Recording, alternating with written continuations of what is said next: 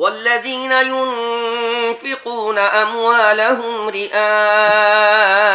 الناس ولا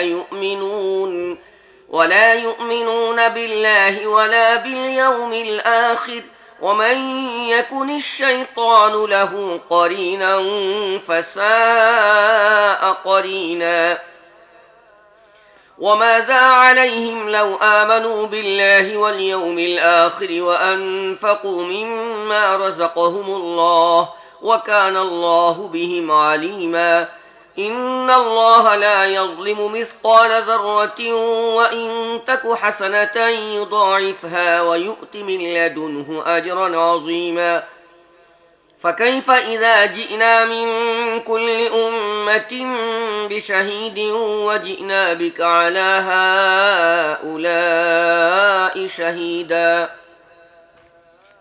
يومئذ يود الذين كفروا وعصوا الرسول لو تسوى بهم الأرض ولا يكتمون الله حديثا আর আল্লাহ তাদেরকে অপছন্দ করেন যারা নিজেদের ধনসম্পদ কেবলমাত্র লোকদেরকে দেখাবার জন্য ব্যয় করে এবং আসলে না আল্লাহর প্রতি ঈমান রাখে আর না আখিরাতের দিনের প্রতি।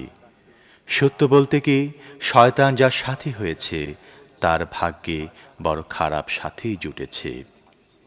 হ্যাঁ, যদি তার আল্লাহ ও শেষ দিনের প্রতি ঈমান আনত এবং যা কিছু আল্লাহ তাদেরকে দিয়েছেন তা থেকে ব্যয় করত, তাহলে তাদের মাথায় এমন কি আকাশ ভেঙে পড়ত?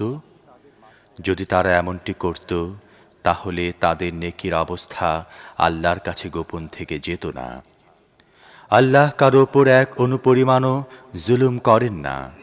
যদি কেউ একটি সৎ কাজ করে তাহলে আল্লাহ তাকে দ্বিগুণ করে দেন এবং নিজের পক্ষ থেকে তাকে মহাপুরস্কার প্রদান করেন। তারপর চিন্তা করো, তখন তারা কি করবে যখন আমি প্রত্যেক উম্মত থেকে একজন সাক্ষী আনব এবং তাদের ওপর তোমাকে অর্থাৎ মুহাম্মদ সাল্লাল্লাহু আলাইহি ওয়াসাল্লামকে সাক্ষী হিসেবে দাঁড় করাবো। সে সময় যারা রাসূলের কথা মানেনি এবং তার নাফরমানি করতে থেকেছে তারা কামনা করবে, হায় জমিন যদি ফেটে যেত এবং তারা তার মধ্যে চলে যেত। সেখানে তারা আল্লাহর কাছ থেকে নিজেদের কোনো কথা লুকিয়ে রাখতে পারবে না।